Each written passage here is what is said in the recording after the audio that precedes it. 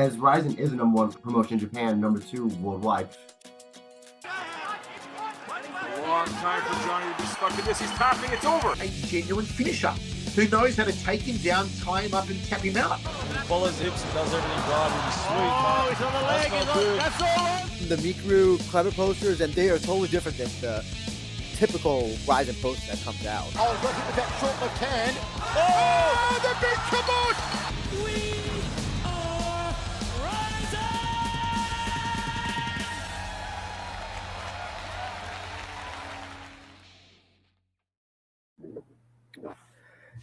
Hey everybody, you are watching and listening to the We Are Rizin podcast. This is your host, Andrew Benjamin. Got with me special I guess, I don't know if it's the Ebert to my Siskel or the Siskel to my Ebert. Captain joining us. Talking another kind of MMA movie, but kind of more tangential related to Rizin and breaking down in that sort of sense. But yeah, Captain, thank you so much for doing this. I appreciate this. Yeah, thanks for having me again. Hell, you're the host of the show. I'll take Siskel if you want. You can have Evert. But yeah, thanks for having me back again. Oh yes. This okay, was thank you. Always great to watch another MMA movie or vaguely MMA related movie. And yeah, hopefully we can get into it. This was an interesting time. Yeah, before we get into it, I'll just give you an opportunity. I should have said this to you before we started, but I think it's only fair. Any early predictions for New Year's Eve for Rizin? Well, the card is pretty much out now. I don't know how many more fights they have left to announce, but it's looking pretty good. If I had to give anything in way of prediction, I would. I'll put it out there. I think there's a slight chance that we may get lucky and Mikuru Asakura may upset Shegulayev. I think it might happen just a little bit. I think we're due for a shocker. We're due for some weird. That was a hearty laugh. We're due for something. We're due for something weird. I think out of everything on there, the strangest thing that could happen, I'm really hoping we get to ring in 2026 with Mikuru finally getting over the hump and becoming Rizin champion.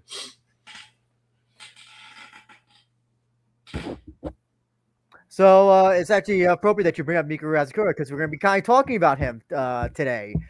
So thank you for making an easy segue. We're talking about a movie called Blazing Fist. That's at least what they localized it to. Why, that sounds like the title doesn't it sound like a Bruce Lee movie from the 70s? Oh, absolutely, yeah. I mean, Blazing Fists, the Big Boss, Enter the Dragon, seems to be in that kind of category. Yeah, I would definitely say this is a case of where I don't think the title really fit the movie. I don't think. I thought it was a very odd title to give. It's funny that you bring it up, considering at least when you look it up on Wikipedia, it's Blazing Fist, but then it comes up on streaming services as a Blue Fight. Aoki Wakamono Tachi no Breaking Down, which I think would probably be a more appropriate title considering. Yeah. So the title, yeah. So the title literally comes out to Blue Fight, Breaking Down of Blue Youths. Kind of playing. The title is playing on breaking down the show, but also, I guess, metaphorically as well. I guess that's how breaking down is. Anyway, yes, we're talking about a movie, Blazing Fists, which is based on Mikuru. By the way, I don't know why this is happening now, but apparently StreamYard has now put in a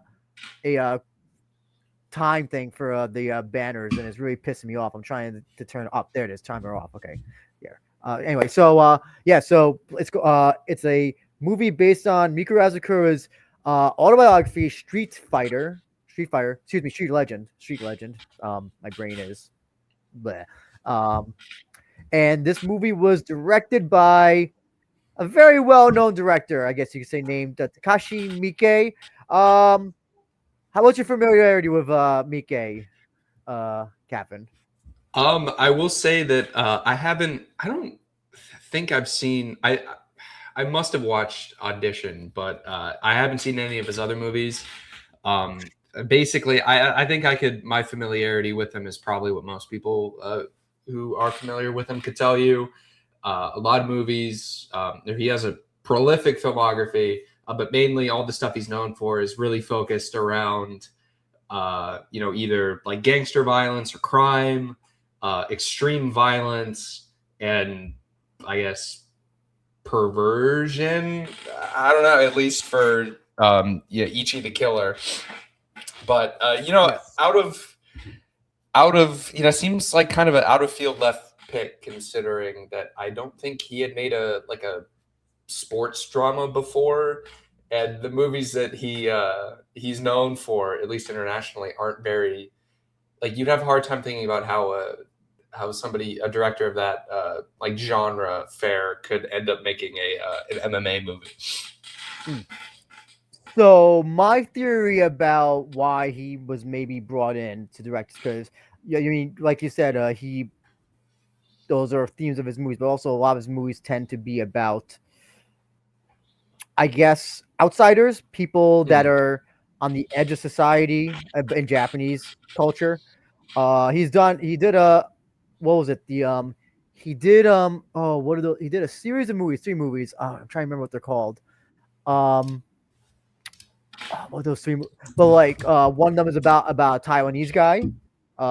Was it for a Crow Japanese movie. Zero? No. What is it? It was a series of 3 movies. I think that was him. Dead or Alive, the Dead or Alive movies. Sorry, the Dead or Alive movies. Yeah, one of them is about the main character is Taiwanese. Ichi Killer, like you said, gangsters, all that stuff. If you want to make an argument about Audition, maybe his most well-known movie, the seedy side of the film industry, all that. So, but his movies generally tend to be about the characters tend to be outsiders, people that are not regular or just adjusted or members of regular Japanese society. And that fits in very well with breaking down and these characters and all that stuff, I think. So that's maybe why he was chosen, I'm guessing. If there's, I didn't really research that much about the production or anything like that, but that would at least be my theory.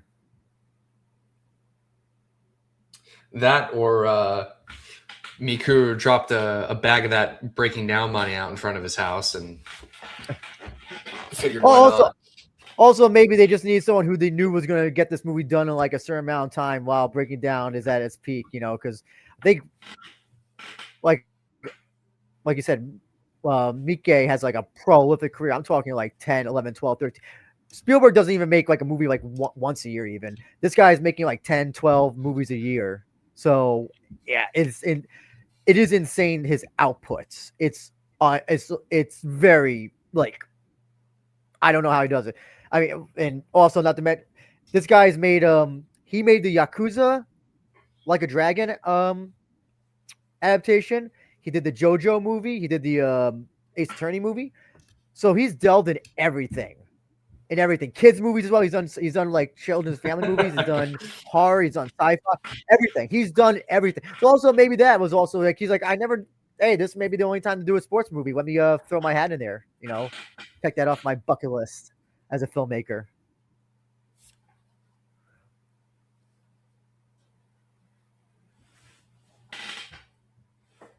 Oh, sorry. Anything you want to say on that, Captain? Yeah. I mean, I guess we can kind of get into the larger discussion of the movie, but you're right that it does kind of seem like he wanted to make a sports movie, or at least dip his toe into that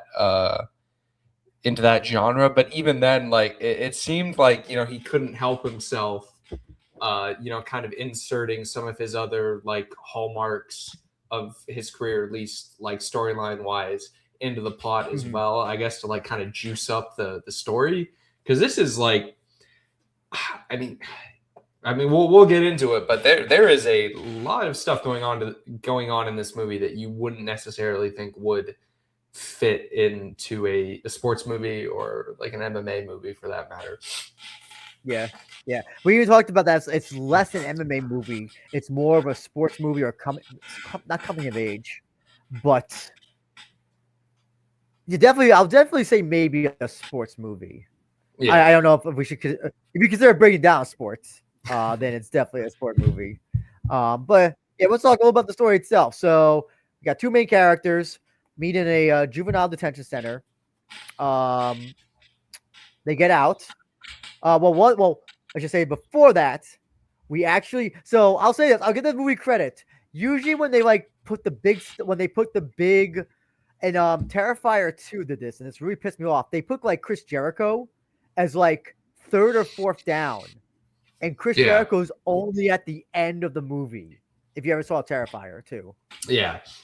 And I hate when fucking movies do that. So credit to them. Mikuru Asakura is maybe like 10 minutes after the movie fucking starts. Mikuru is there. And it plays off on his whole thing where he has gone to juvenile detention centers. I think the Rise of Confessions even covered it at one point. Where he tells, because he was a juvenile delinquent himself. I think he was in and out of juvie in Japan. And he basically, his whole thing, in real life, he goes around and is like, hey, your kids don't need to be assholes. You can do better with your life. And that's kind of like what he does in this movie. He basically plays himself. By the way, he looks bored as fuck during the movie, during his giving the speech. He looks like he would rather be anywhere else besides doing this. Yeah, you would think, it's ostensibly his life story. He would put a little more, a little more character in it. But yeah, no, it was like he showed up for like 20 minutes. The morning shooting started, got all of his scenes out of the way, and left. Like, really, yeah, he must have had other things going on that day. I don't know. Well, also, other than the breaking down set, that's the only time that it looked like that they were actually when he had to go somewhere else, because most of the first 20-ish of the parts of the movie takes place in a jail, not jail, but juvenile center. About a third of the movie takes place in I forgot what part of Japan it is, but it's like wherever in Japan, in the training boxing gym, and then other parts, and then the ending is entirely on the breaking down set. And I think it looks like they use the actual breaking down set. So that's when Mikuru and some others who will mention make some surprise appearances are in the movie. But yeah, so these two juvenile delinquents, they get out.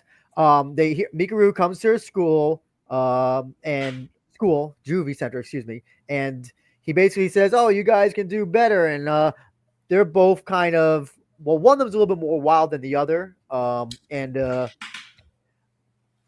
they're like, "Oh, they even one of them mentioned that they had watched Breaking Down on the video." By the way, this is like, if this movie was nothing else, it is like a perfect advertisement for Breaking Down, by the way. So if this movie wound up being like the worst thing ever, this is like the best commercial that Breaking Down could have ever had. Because when they make Breaking Down seem like it's like the pinnacle. I'm surprised there was no mention of Rizin just like in the world. It's almost like Breaking Down is like in place of Rizin in terms of like the #1 promotion in Japan. Did you get that feeling as well? Yeah, because they don't say how like Mikuru Mikuru's a big MMA star. They don't say who he fights for, where he's fought for, or what championship he's ever had. But he's just, it's like breaking down is the only one that's It's existing. incredibly useful as a Mikuru vanity project and nothing else. 100%. Like, do you think he's gonna give shine to Rizin? Like, hell no. He's gonna big up himself, his promotion, and that's it. This is like it's like the Nintendo Switch movie. Not what was it? The Arm. The what was The it? The Power Glove. Power Glove. Sorry, Power Glove. It was that Yeah. Power Glove movie. If you remember that, from the 80s. I forgot what that movie was called, but it's kind of like that. Or the I'm trying to think what it would be a movie that's entirely, I don't know, just like an advertisement for something. I don't know. It's happened before. It's happened before. But yeah, they get out and then they join a gym. And then their whole thing is to get to breaking down, and they want to show that they can be better in their lives. There's other things that happen. We could talk about them in spoilers and all that, but that's basically the crux of the story. The non-spoiler part of the review. I mean, what do you think of it overall, Captain? Mikuru Asakura breaking down. It was Great film. I mean, and this is coming from someone that unfortunately has not seen much of breaking down due to its inaccessibility in the West. But it's a nice novelty. Like if you're kind of in the know, and you watch it, like you're gonna get some of the Easter eggs. But other than that, it's a nice novelty. It's a very I don't want to say boilerplate because that sounds kind of mean, but it is a very boilerplate, like sports coming of age, like hero's journey kind of movie. Not that there's anything wrong with that, but it did kind of, and we'll get into this later, but it did kind of strike me as, the MMA bits of the movie, like you could interchange them with some other sport, mixed martial arts organization, things like that, and it would have made like no difference whatsoever. It's funny you say MMA. This is mostly like a boxing movie almost. I think there's like no grappling at all in this movie at all. Like None, I don't think. With the breaking down stuff or when they're at the gym training. I don't think there's even any reference to grappling. It's just I think at the very most, they mention kickboxing a lot. But they say kickboxing a lot. They do say kickboxing a lot. Yes. Yeah. Other than that, I think they made reference to one of the guys in the gym during one of the early fights in the gym when the two main characters were like kind of having their scraps. They say one of them was like he was a youth boxing champion in Japan. Yes. And it's like, okay, well, it kind of like, I know breaking down isn't necessarily like, strictly MMA in that sense. I know there's some there's some give there. There's some variety there. But yeah, it just kind of struck me as how not an MMA movie it is. Yeah. I mean, we already talked about one MMA movie, The Smash Machine, earlier this year. MMA it really does not suit itself well for movies. If you really think about it, if you try to be even like remotely realistic with it, it doesn't. It doesn't serve well to the screen unless you're watching like Never Back Down, which I think would probably be the closest parallel to this movie. Never Back Down. What's the other one? There's another one that's kind of like that's part of that whole genre. Never Back Down. What's the other one? There's another. Was it the David Mamet one, Red Belt? Red Belt, but there's another like series of movies. Oh my god, I'm trying to remember it. But it's part of it's like kind of one of those cage fight things as well. I guess well actually what would you say? How do you think the fight scenes were done in that case? We do have kind of like at least a crux of how fight scenes in MMA should look like. Smash Machine, Red Belt, Warrior, some good, some bad. I mean, what do you think? How do you think this one kind of did them? I thought that it was very. I mean, thankfully, I think.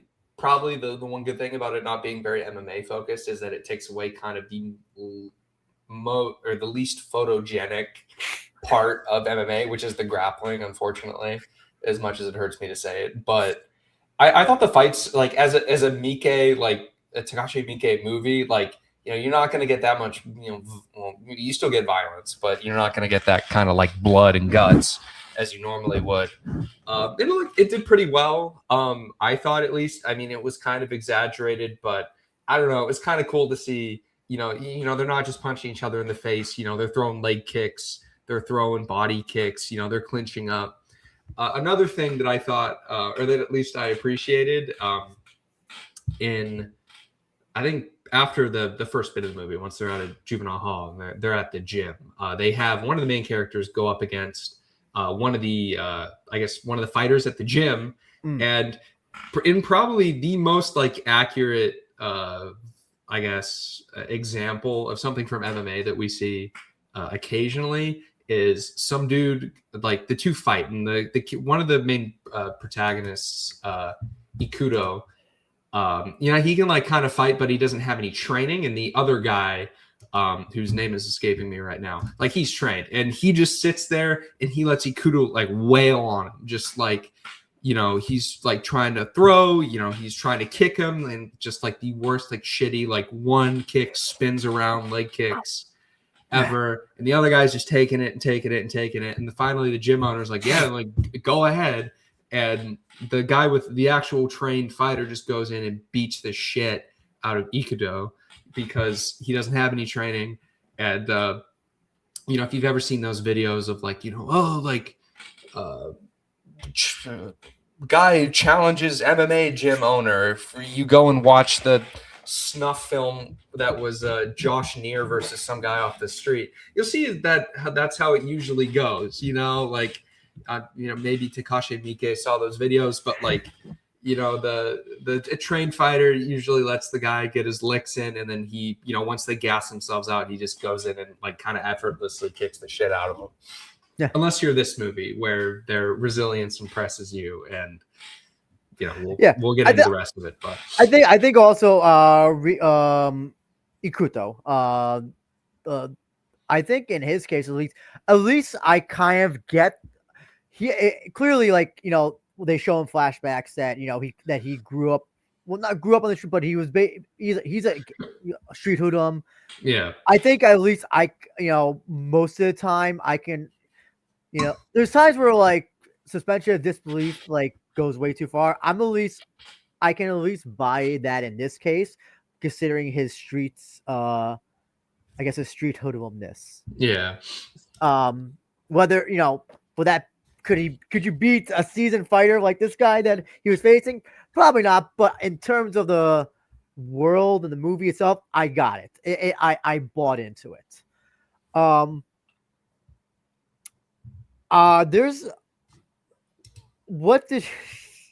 So the other thing about this movie is, so there's another actor in this movie who's actually is kind of adjacently related to Rizin.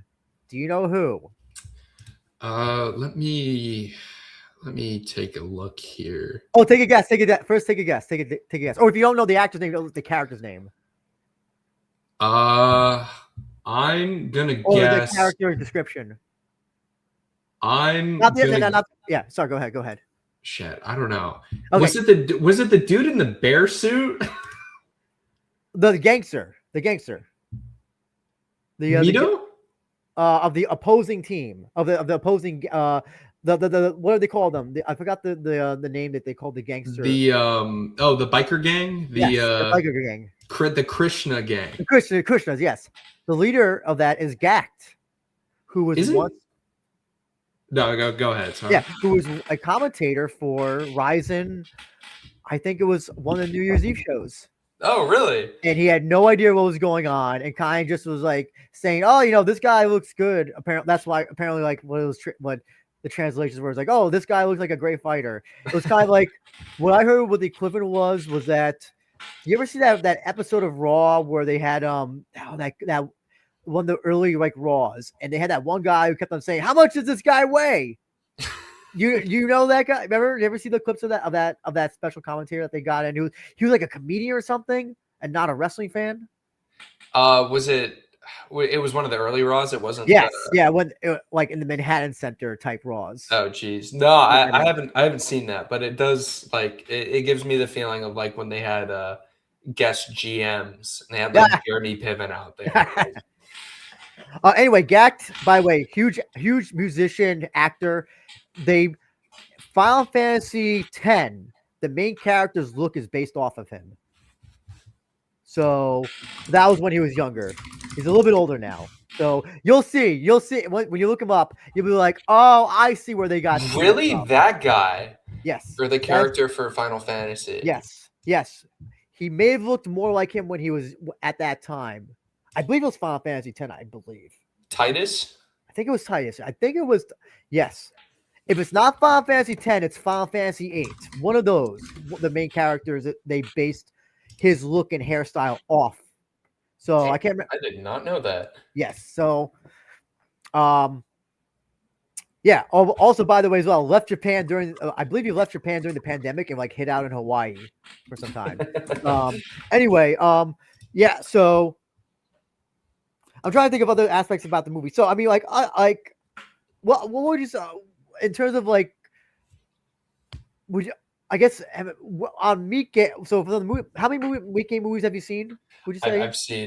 I've seen one, just okay, the one at most. Okay. Yeah. Okay. Actually, well, let's talk about I guess it is a violent movie. It is quite violent. What do you think of would you say that it was entertainingly violent? I think that's how Miike also makes his movies, makes them entertainingly violent. I think so. Yeah. The big, the big brawl at the end that they have, definitely that saved the movie. If you're kind of lagging a bit, there's a lot going on. And then all of a sudden it's like, yeah, we're going to do a 3v60 gang fight to cap off the movie. Like that was the real climax. Like screw the breaking down part. Like that was great. And the spoilers, I'll get into why I had a problem with that kind of thing. Who did you have a favorite between Ikuto and I'm forgetting. I felt like Ryoma. Ryoma. I felt like Ikuto was he seemed to be like the Mikuru stand-in during all of this. Like, that's what I thought. He was the main character. Like it was almost like they were doing like a Great Gatsby thing with Ryoma, where he's basically there to just be like a insert for the audience and to just exposit information. I thought it was going to be about Ryoma more. I thought it was going to be more about Ryoma. And Ikuto kind of is. I see what you're saying about the Great Gatsby thing. Yeah, 100%. But I don't know. I just thought I didn't know that Ikuto was going to kind of become almost de facto main character as the movie went on. It kind of like shied away from Ryoma. Yeah. Especially after the beginning too. It's almost just like they switch perspective entirely. And then even with the ending, it was really like it just seems like you're throwing it back the other direction, like really quickly. Now we talked about the hero's journey, all that stuff. How do you think the build up to them becoming fighters went about? Because that's the most important part of the hero's journey is the hero's struggles and then I guess comeback. That's usually the most important part of the story. I thought it was probably the most organic way they could fit just breaking down a Mikuru Asakura into a movie about two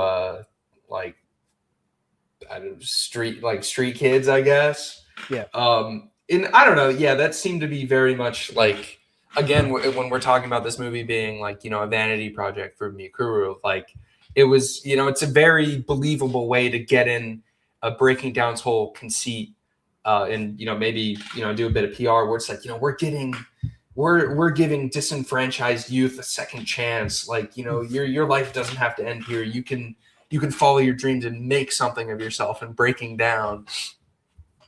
I'm thinking about the scene and just like remember he's asking the different people in the audience or in the Jewish center, like, what do you want to be? Yeah. One says he wants to be like, I don't know, a cook or something, and Mikuru just goes, oh, you can do that, and then he's just saying, oh, you can do that. It's Yeah, like he did. He did it not is the- care at all. Oh, it is like Tony Robbins without any of the charisma. No, just like yeah. He's like yeah. I want to be a dishwasher. You can do it. So yeah, what would you? I mean, we'll get into spoiler territory in about a minute or so. What would you say overall? How would you rate this movie?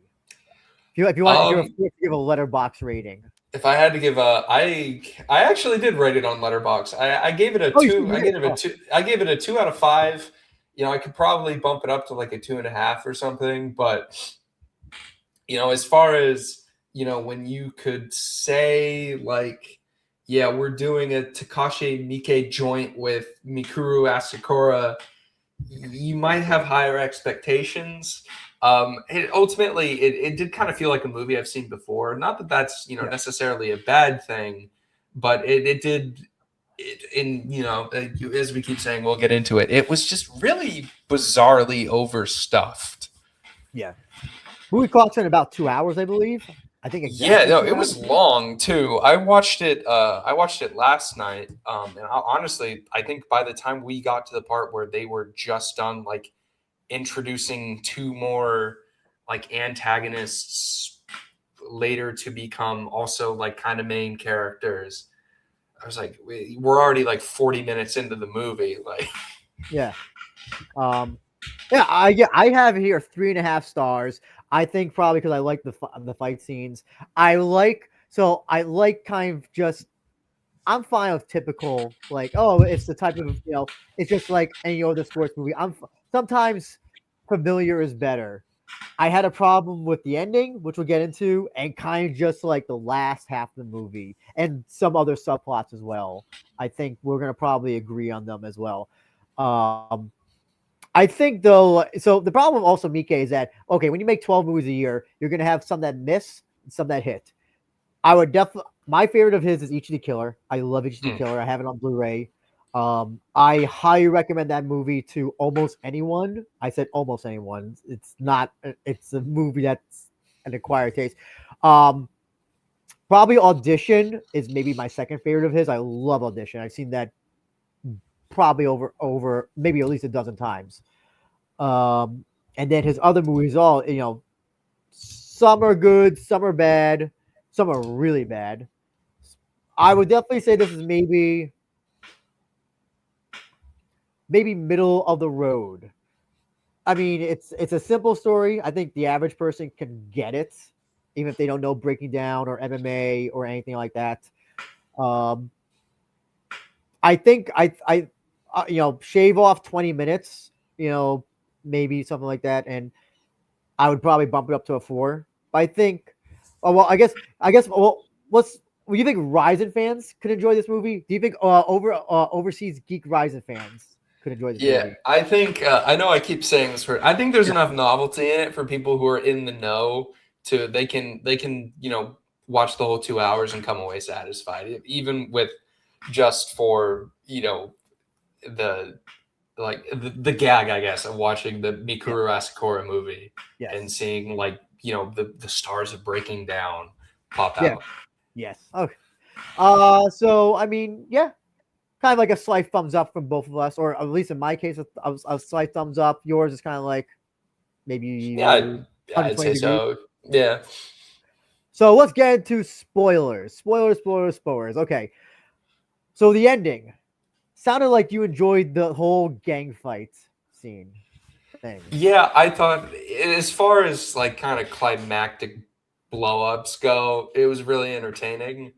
I naturally the problem you have with it is that in the Breaking Down movie, the ending climactic fight scene is the gang fight. It is not the off-screen fight that happens in Breaking Down at the very end of the movie in almost kind of a later like secondary ending, Yeah, so I think so. Supposedly, and they reference this in the movie that apparently Mikuru got into a fight with 50 people, and it was not that he won, but he survived, and they referenced that in the movie. Who knows if that fucking happened? But they kind of do something like that. They do that at the ending. The problem, so yeah, that's why I have a problem because it almost comes out. No, I totally forgot about that. The Krishna gang. They make one appearance early in the movie and then you never see them ever again. I thought, oh, this other gang, whatever that gang, that's gonna be the real. They're gonna be the real villains of the movie. By the way, or we're talking about villain, just like random villains. The guy that's supposed to fight Ryoma is like Ikudos. Yeah. Just happens to be the son of the prosecutor for his father, right? That was some melodramatic shit. Yeah. That's like there was like no build up to it or anything. So when they go to the auditions for Breaking Down, they do the Breaking Down auditions and all that stuff. And one of the guys just happens says, "May I speak?" And he's like, "I'm the son of the prosecutor who's prosecuting your father, Ryoma." It's just like, huh? That's like, some Rizin ass booking though, right there. That is that was the Rizin, most. Yes. That's the most JMMA part of the movie. Is like if you're telling me that Sakakibara, if he had two guys that he could sign that were like, yeah, this guy's dad put the other one in prison for murder. Yeah. They'd book that immediately. Yeah. But like I was like, okay, like there's some things I can buy, and I'm like, okay, no, that is bullshit. I'm sorry. Well, even in terms of like just the story itself, like that's the like fifth conflict they have going on in the movie. And it's like just like it just happens. Yeah. This movie has like 10 conflicts. Like here's the thing: if this guy if Ryoma, whoever had fought on Breaking Down, and then later on this guy auditions and he like was like, I saw you on Breaking Down and I want to like challenge you, I could kind of like buy that. But like the way it happened, there's like 10 conflicts. There's the conflict of the gang, gang number one. There's the conflict of the other gang, Krishna's. Later on in the movie, there's a Breaking Down guy. You think there's gonna be a conflict, by the way, between the two with Ikudo and Ryoma, because Ikudo was the reason why Ryoma got arrested because of him stealing the thing from the guy early that they show in the flashback. You remember that? Yeah, although I think it was the other way around. Yeah, it was Ryoma did the mugging that Ikudo got accused of. Yes. And then Ikudo got sent to prison, and then they just kind of hand wave it off. Well, at the end. Well, yeah, right at the end, he's like, "Oh, I know you did it," but I thought like, "Oh, okay, that's going to be like the crux of why I was thinking like, oh, maybe these two are going to be the ones who fight on Breaking Down against each other. Yeah. I thought they're going to go that route. Oh, because like he finds out somehow, and then whatever. It's kind of like the ending of Warrior where the two brothers fight. Kind of thing. I thought like, oh, they're going to do that, and no, like it's just kind of like. It's just, So, like you said, there's 10 conflicts. It's almost like there's too many conflicts. I would have just like one or two conflicts. Also, then you have the thing of the romance as well with I believe it was Ryoma who went to school with that girl who's she's a sister of the guy he gets into the fight with at the at the school, and that's kind of like. Is a thing, but it's also not a thing. And he gets kidnapped too. Yeah. One of the smaller gangsters, or bully, I guess, to differentiate them from the Krishna gang. Like he gets kidnapped. Like it's all, and they're all coming together. Like it's almost like you could pack this into like a TV show and it would make more sense. So. I wonder if they based this on Mikuru Asakura's autobiography, but they clearly made like a fictional story to kind of tell it. But I don't know. But like obviously the autobiography is not happening. Is because Breaking Down was not around when Mikuru was a juvenile delinquent. So I wonder if they tried to do okay. We're not gonna do like a autobiography of Mikuru's story like from the book. We're just gonna take elements that happen in his book, juvenile detention, I guess getting a job or something and then putting his way through martial arts, kind of something like that, and then the gang fight. Let's assume that it actually happened. They kind of did that, but then but now you have the issue is that you have the two main characters who are trying to go on Breaking Down, which Mikuru created. So obviously that's not part of Mikuru's life growing up. So it's like they tried to take the story, they tried to take whatever the real life story is, put it in the modern world, and then lead it up. Do you understand what I'm saying? It was they try to have their cake and eat it too. Yes. I hate that saying, but that's it absolutely applies here. And I don't know. You think it would have been better just to do an entirely fictional story, with up until leading to Breaking Down, or just do a Mikuru autobiographical movie? I think honestly, it would have been on. They could have. I think they could have done it by just keep the Breaking Down stuff in the movie, yes, and just kind of go from there. Like what we were saying about the whole prosecutor's son. You could have that in there, and it's still it's a little more fantastical than real life, and we're already playing very loosely with the word adaptation here. At the very least, it would still. You'd still get all the same beats, but it would just be less like clunky. Jamming those two like independent storylines together to just try and make everything happen for the sake of happening. It felt like almost so that they wanted to end. They didn't want to do the typical ending, so that's why the gang fight thing. And so when that gang fight happened, like, oh, okay, so they say that he's not gonna. If they do that, if they go rescue the guy.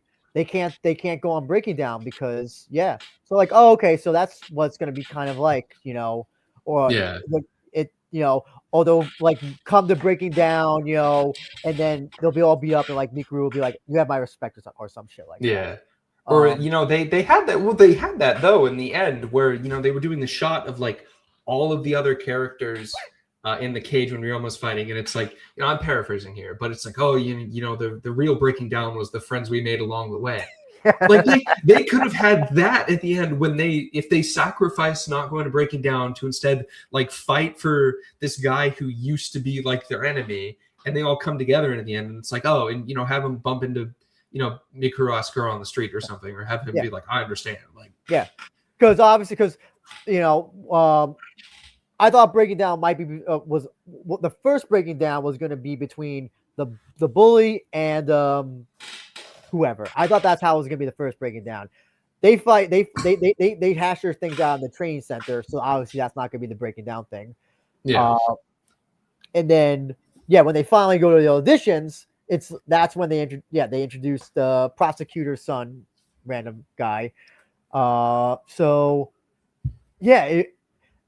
This is a problem with Miike's movies a lot, with the exception of maybe Ichi the Killer and Audition, where he doesn't know how to end his movies, so he kind of throws a lot of shit. Yeah, to make see what sticks.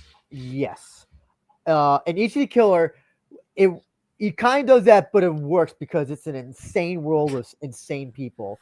An Audition really doesn't deal with that. It's kind of just a more simple, straightforward ending. But a lot of his movies, like Dead or Alive, ends with I forgot which one. I think it's the third one. Ends with the main character. I swear to God, main character gets a nuclear weapon and a rocket launcher and blows up the world. That is how the movie ends.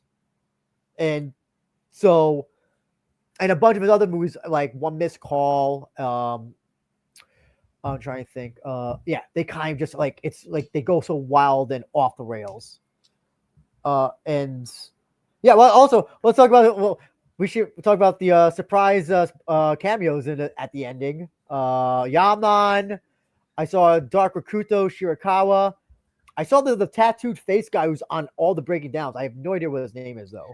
Who was the guy in the bear costume? Do you know? So that was like some. So the guy.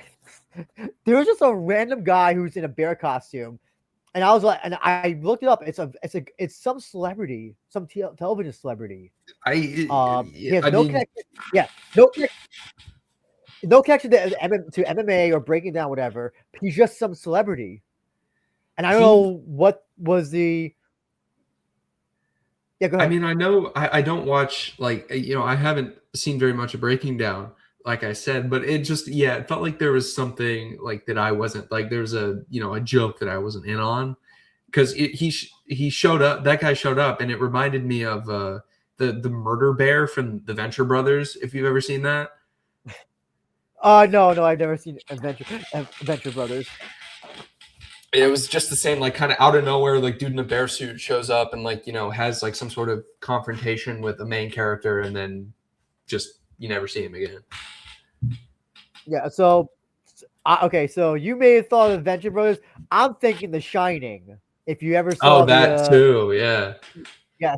Whenever I see somebody in a bear costume or a costume that looks like a bear, that's the scene that immediately comes to my head. I'm just like, who are you blowing in the room? I'm trying to look at that actor's name. Who made that appearance? Apparently, it's somebody who's. Yeah, go ahead. They have it on Wikipedia. It's a man in bear suit, and it's a dude named Takayuki Yamada. Who's apparently he is Japanese singer and actor. Let's see. Oh, he's been in other Miike movies. That's also the reason why probably he got into this. Oh, okay. He pulled an Adam Sandler with who always puts his friends in all of his movies. Just looking through his filmography. Oh, he was a voice in The Cat Returns. Oh, okay. He's been in a bunch of the of Miike's movies. A lot. Okay. Gotcha. Okay. Oh yeah. So I'm trying to think of other people. So yeah, we saw Yaman, Dark Shirakawa. Oh, was Kai in this? He was sitting. He was sitting next to Mikuru in a shot on commentary. It's so funny though. I don't know when they filmed this. I'd be interested to know when they filmed this. If this is like pre or post UFC, or I guess pre UFC. I'm surprised they gave nothing to Kai. He's just sitting there like doing nothing. Maybe the sequel is going to be Ryoma going around dressed up as a nerd fighting people in the street, and that's how they'll get the Kai biography in. Yeah. Yeah, that was just so funny. He's just sitting there doing nothing. I'm looking at the rest of the trying to get the rest of the cast up here. Well, I guess what else? I'm trying to think of other spoilery stuff that we can talk about. What do you think of the warrior type ending where they just end with so after that whole thing with the gang fight and everything, Ryoma that gets his arm broken and he says that he can't fight? So it's Ikuto gets his Ikuto. Gets his arm broken. Yeah. So he says, I can't fight the guy. You have to fight for me. That's also when he tells him about the revelation. And he's like, oh, I knew because it was in your eyes or whatever. So then it ends with a kind of like a warrior-like ending, where the move happens, but you don't see the move connect. And then, I thought they show it during the credits that like, oh yeah, he like just like wallops the prosecutor's son. I don't know. What do you think about that? About this ending that they kind of? I don't want to say that we kind of got a fight, so I won't say they cheated us out of a fight. Yeah. I mean, better movies have done that, and it still hasn't landed. Like, especially for a movie where you want to see an MMA fight, and you get to the very end, and it doesn't show you one. Like, and it's just like, oh, and again, it's the whole friends along the way or whatever. It's just like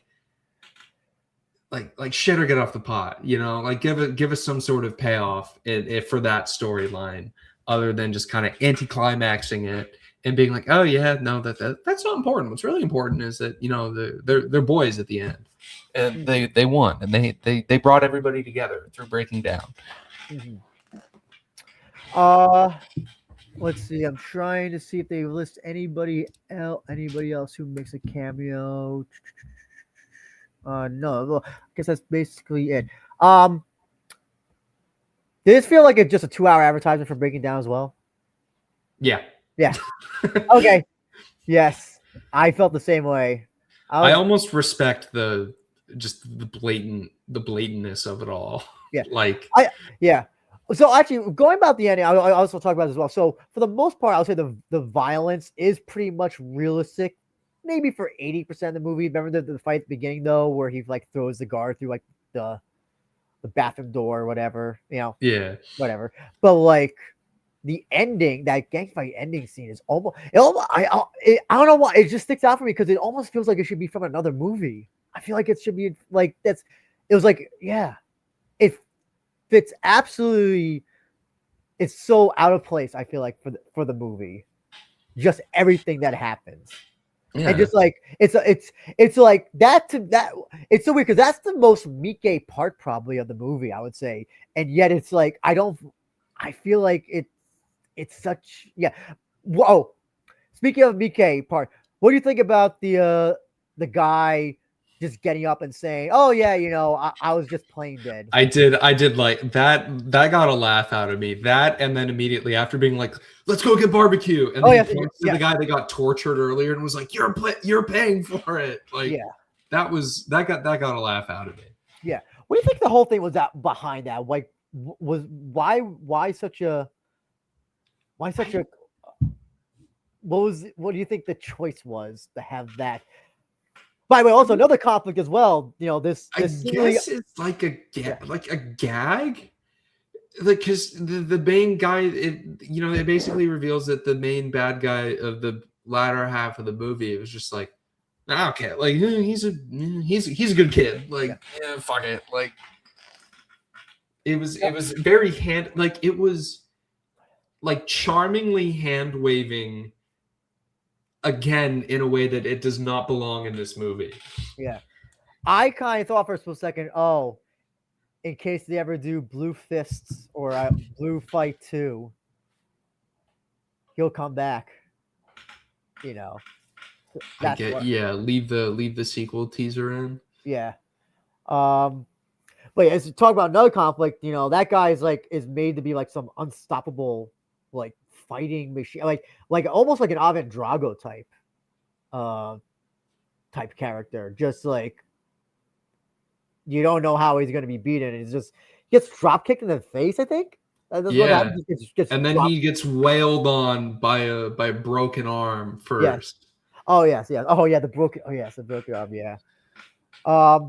Any favorite scene or moment that you think from this movie that really stuck out? I don't know. I really liked in the beginning, when they're still in juvenile hall and Ikuto's mom is visiting, and the guard is like basically being like, "Yeah, like your son's a delinquent. He's a violent loser, and the next stop for him is prison, and he's gonna end up in prison just like his murderer father." And then his mom just pimp slaps the guard, and it's like, "Don't you dare talk about my family that way." It's like, oh, okay, like.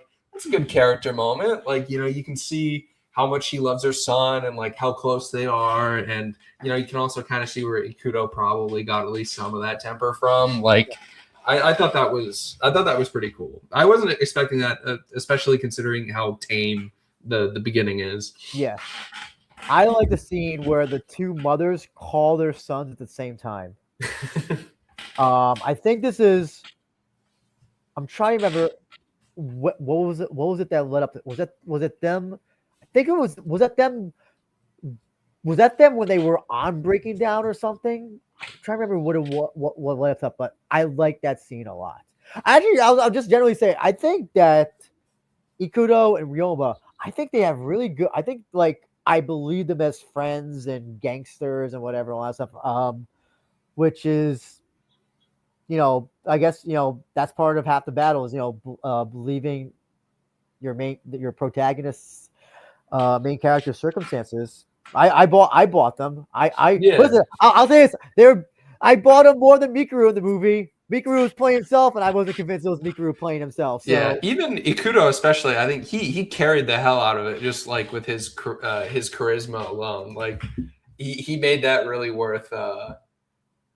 He like I don't really know how to phrase it, but like he was good. He made it really believable, and he did a way better job of carrying or of portraying, like, Portraying- Mikuru, or at least how Mikuru tries to portray himself than Mikuru did in his own goddamn movie. So this was the actor who played him, Donnie Kinoshita, who played Ryoma, Ikuto, aka Mikuru. Apparently this was his first feature film ever, and he is 19 years old, if you can believe that. Damn. I don't know why. I thought he was older. Now the other actor who played Ryoma. So if Ikuto is supposed to be Mikuru, is Ryoma Kai? I would hope not. He seemed kind of, I don't know. Because Kai had hands. Ryoma just kind of got his ass beat for most of the movie. So it looks like he's not an actor, but he's what is this? Oh, he's a member of a J-pop group apparently. Oh, okay. So interesting choices. Interesting. It's kind of like the opposite of the Smashing Machine, where they went out of their way to get MMA fighters to play a lot of these roles, but Miike kind of did the opposite. He cast J-pop singers, actors, other than Mikuru playing himself. Like everybody seems like nobody, at least most of the actors, don't seem to have a background in MMA. I mean, that's probably, I mean, this is probably not the case, but I mean, that could be why there's not much MMA in it, because I mean, you can get away with, showing like boxing, kickboxing a lot more convincingly with actors and, body double, stunt double inserts than you could realistically showing like all of, the whole sport. I get it. Or at least, maybe that's a fantasy that I'm making up in my head to make it seem more palatable. I don't know, but no, I get what you're saying. No, I get what you're saying. I'll say this though. So in the climactic fight scene when Ryoma, who subs in for Ikuto, when he takes off his shirts, I'm like, bro, all that training and you look like that. He looks like I thought like he'd be like a little more he looks emaciated. The prosecutor's son looked more like an MMA fighter. The like body-wise. Mustached goon from the first quarter of the movie, the dude that boxed in pants, what was his name, Kiyoma or whoever? Yes. That dude was more cut than the main character of the movie. So, I was just like, oh, I wasn't expecting him to look like Rocky or anything, but I was disappointed. Like, bruh, you had all this training at this gym, whatever, all this fighting shit, and like you come out looking like that. Come on. Yeah, like at least get on the chicken and broccoli diet for pre-production. Like, damn. So, you haven't seen? Did you say you saw Ichi the Killer or no?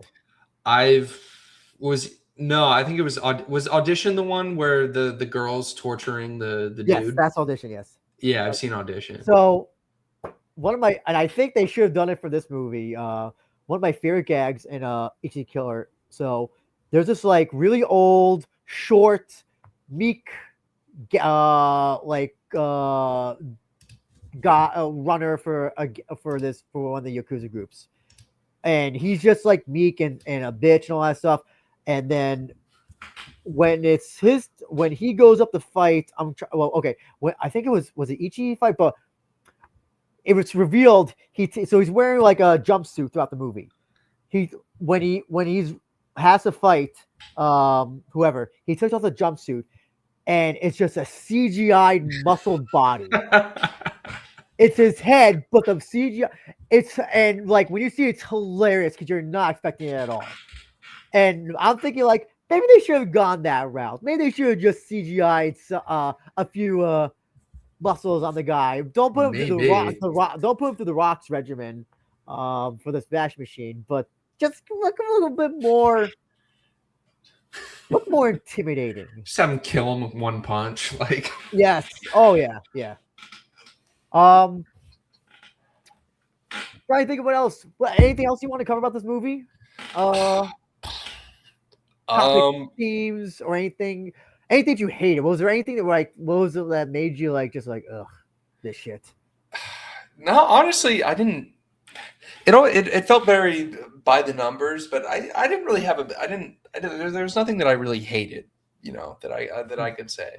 The romance. I'll definitely say the romance subplots, kind of. That's that came at I know we keep on beating this dead horse, but that was just like do we really need a D story? We've already got Japanese movies. If you watch a lot, whether it's a Godzilla movie or whatever, they all have a romance. It's almost it's impossible to watch a Japanese movie and not be maybe Ghibli movies are the exception, but most adult made movies have some sort of romance, and most of the time they suck. And this is unless the movie's about that, this is just one of those things. Just movie has to stop and they have to do a flashback to when he was in high school and he was a good kid. The bully guy was a good kid, and then something happened in his life, and then it was just this movie. There's a lot of almost too much coincidental backstory, I guess you'll say. I can say. Yeah, everything's connected. Literally everything. It's that the meme from It's Always Sunny. What's his name? When he has the thing in the board in the back, and he's got all the. That's this movie. It's Charlie at the Charlie, conspiracy board. Yes, it's Charlie, where everything is legitimately in this country of Japan, in this huge country of Japan, everybody somehow has some sort of connection with each other. Actually, I'll tell you one of the other scenes I actually like. When they introduce the bully gang, and they just cross the street. They just jaywalk, and that police officer comes by and is like, "Hey, what are you?" Yeah. I laugh because that actually has happened. Not to me, but that has actually happened in Japan to some people who just cross at a red light when they're not supposed to. I thought they're gonna beat up the police guy, the police officer, and they're like, no, they didn't. They just when he's they just ignore him. He's not even they don't even. I don't even think they even know he's existing. He's on a bike, right? Yes, he's on a bike because all police officers in Japan are on bikes. If you ever go to Japan, there's a lot of police officers on just and not motorcycles. We're talking bicycles. So I'll say this. I would have liked to have seen maybe a little bit more craziness on the breaking down stuff, the breaking down distance. Oh, definitely. I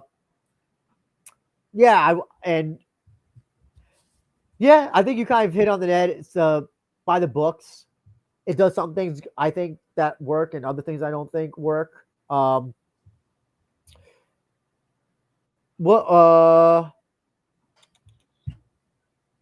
would you put? I don't know. Do you have a ranking for fighting / MMA movies? If I had to do one off the rip, I'd probably say that Warrior is the best one. I think you're gonna say that one, yeah. And probably, I don't know, Warrior, Never Back Down, Smashing Machine, Blazing Fists. I can't really think of anything else. How about Bloodsport? Would you consider Bloodsport an MMA movie? I think Here Comes the Boom is a better movie than Blazing Fists. Oh shit! Oh, that's funny. Yeah, I don't think this is a type of movie I'll maybe watch again. Maybe if it's I don't know if it's a repeat viewing movie. Would you say? Nah, I don't think so. Yeah, like I've reiterated before, I like the violence. I like the fight scenes. There's a bunch of other things about the movies I don't but I think I'm kind of great on curve because I am a Miike fan. And I've seen his bad movies, which are really bad. This is not one of them. I would definitely say it's one of the better ones in his 100 plus filmography. But definitely not as good as HD Killer, Audition. I'll put one. 13 Assassins. Didn't he do that one too? Oh yeah, he did 13. Oh, I always forgot that. Yeah, he did 13 Assassins. That's good. That one's good as well. He also did a really interesting Western called Sukiyaki de Django Western. Was that the one that Quentin Tarantino's in? Yes. And Tarantino, I think Tarantino has said that. I think he has gone on record, apart from saying that he hates Paul Dano, that Miike is the best director working now. I believe he has actually said that. That's crazy, considering that 2 years ago he was making, or more than 2 years ago probably, he was doing straight to Netflix live action JoJo adaptation. Yes, yeah. He's got a movie coming out, Bad Lieutenant Tokyo, that's going to have Liv Morgan from WWE in it. Really? Yes. Oh yeah. Well, who made the last one? Wasn't it like Werner Herzog? Yes. That is an interesting series of movies. If you ever seen the original is a fucked up movie. It's really also has Harvey Keitel naked in it. So if that's your thing, go see the original Bad Lieutenant. Then that one, Werner Herzog, it was Nicolas Cage, I think, was in it. Yeah, Port of Call, New Orleans, and then the new one is Tokyo, I think, right? Tokyo, yeah. So they're kind of doing like a Fast and Furious thing almost, where they're going to different countries. Soon there'll be a Bad Lieutenant in space. So I guess any final thoughts, Kevin? I was surprised that this actually got made. Yes. We were talking about that in the pre-show. I'm surprised it got made. I think it's really a testament to Mikuru's popularity. Oh, 100%. That he got an entire movie made about him and his fighting organization that he owns, with no reference to the fighting organization that he actually got famous in. Yeah. And altogether, this was really interesting to throw on and see what the hell was going to happen, considering the names that were involved with it. And for a guy as prolific as Miike, who he cranks out 1 or 2 movies a year and has done for the past 20-30 years, at the very least, I thought it was interesting, and I said it in the Smashing Machine review, but it is, as much as this is not an MMA movie, it still is nice to have MMA focused movies, especially for overseas geeks to watch. Focused on Asakura's. I feel like this will be one of those movies like 5 or 6, 7, 8 years from now I'm gonna forget about. And I'm gonna be like, oh yeah, Mikuru had a movie made about him, and he was in it as well, and so was Yaman. Kind of. It'll be an interesting footnote. Yes. This will be this will be an interesting footnote. Maybe it will be on a We Are Rising version of Jeopardy one day when we decide to do that. That's basically the review of this movie, Blazing. I almost said Blazing Saddles, Blazing Fists. Where do you think they got that? I guess where do you think they got that title from? I don't. It's even weirder that they call it Blue Fight instead. So, Blue Fight. So Blue Fight. I think. Does Blue have like some sort of? You ever heard the term like Blue movie? You ever heard the term? Which means like that used to be what they used to call porno movies. Was Blue movie. So I wonder if Blue. When you when they borrow it from English, Japanese, if it means like kind of like that, like blue vid. But I've never heard it referred to like that. I don't know where the blue comes from. I really don't know where that blue comes from. But the breaking down of use makes sense and all that stuff. But also, you can't call it breaking down. You can't look up because nobody knows what breaking down here is in America, or internationally for the most part. So you can't really call it. Yeah, it's a weird time. That Blazing Fist, it's weird. It's just a weird title. It's just it sounds like a Bruce Lee movie from the 70s. Yeah. I keep on want to say Blazing Saddles. That's just what comes to my head. So I don't know. Yeah. It's an odd title. I don't know where you could. I saw this on an airplane from Japan when I was leaving Japan. So you saw this through alternative means, probably. If right? you're an overseas geek who has motion on the daily, you'll figure out how to find this movie. If you Google it, it says it's on Mubi and it's on Plex. And as of yesterday, when I watched it, that is not the case. But there could be that it's available in other markets on those services. Give it a shot. Try and find it. As far as I know, it doesn't have a U.S. release date outside of film festivals it premiered at. I'm just looking at some of the reviews. Well, curious to see what did IMDb give this. What did IMDb? So IMDb has it at 6.1 out of 10. Out of how many reviews? 66. Oh, 66 votes, I should say. Not bad. Yeah. Like I said, I feel like this is one of those movies also that like a lot of people are gonna probably discover. If anybody discovers it, they're gonna do it by accident. I don't know how you're gonna what you're gonna look up to like kind of just find a movie like this. It's gonna be one of those ones. Once it comes on Netflix Prime, maybe it's gotta be on Netflix. I think at some point, maybe Plex. It will be one of those ones that I think a few more people will be able to see on accident. Oh, yes. Someone wrote this review. Correct me if I'm wrong, but I don't believe that in his 100+ movies, Miike, he's made an uplifting sports drama about the power of friendship before. But don't worry, there's a dude hanging out in a furry costume for no reason, so it's not entirely normal. So I think that sums up the movie quite well. Captain, where can people reach you? As of right now, you can find me on Twitter at Cap'n99. And then, as always, I'm on the We Are Rizin Discord server at Cap'n.